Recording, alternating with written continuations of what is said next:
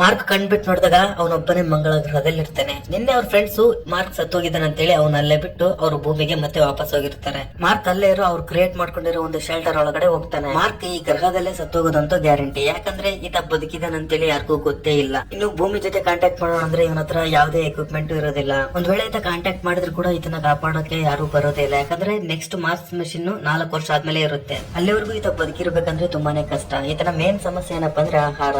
ಆದ್ರೆ ಈತನಿಗೆ ಇಲ್ಲೇ ಸತ್ತೋಗೋದು ಇಷ್ಟ ಇರೋದಿಲ್ಲ. ಅದರಿಂದ ಈತ ಎಕ್ಸ್ಪೆರಿಮೆಂಟ್ ಗೆ ತಂದಿರೋ ಆಲೂಗಡ್ಡೆ ಬೆಳೆನ ಇಲ್ಲಿ ಬೆಳೆಯೋಣ ಅಂತೇಳಿ ನೋಡ್ತಾನೆ. ಅದಕ್ಕೋಸ್ಕರ ತನ್ನ ಚೇಂಬರ್ ನ ಪ್ಲಾಸ್ಟಿಕ್ ಅವರಿಂದ ಸೀಲ್ ಮಾಡ್ತಾನೆ. ಈತನಿಗೆ ಗೊತ್ತು ಮಂಗಳ ಗ್ರಹದ ಮಣ್ಣಲ್ಲಿ ಯಾವುದೇ ಬೆಳೆನ ಬೆಳೆಯೋಕ್ ಆಗೋದಿಲ್ಲ ಅಂತ. ಅದಕ್ಕೋಸ್ಕರ ಆತ ಹೊಸ ಎಕ್ಸ್ಪೆರಿಮೆಂಟ್ ಗೆ ಕೈ ಹಾಕ್ತಾನೆ. ಮೂಗ್ ಮುಚ್ಕೊಂಡು ಬಾತ್ರೂಮ್ ಅಲ್ಲಿರೋ ವೇಸ್ಟೇಜ್ ತಗೊಂಡು ಅದನ್ನ ಮಾರ್ಸ್ ಮಣ್ಣಲ್ಲಿ ಮಿಕ್ಸ್ ಮಾಡ್ತಾನೆ. ಇನ್ನು ವೇಸ್ಟೇಜ್ ನ ಸ್ವಲ್ಪ ಆಲೂಗಡ್ಡೆಗೆ ಹೆಚ್ಚಿ ಅದನ್ನ ಮಣ್ಣಲ್ಲಿ ನಾಟಿ ಮಾಡ್ತಾನೆ. ಇರೋ ಸ್ವಲ್ಪ ನೀರಲ್ಲಿ ಈ ಬೆಳೆನ ಬೆಳೆಯೋದು ತುಂಬಾನೇ ಕಷ್ಟ.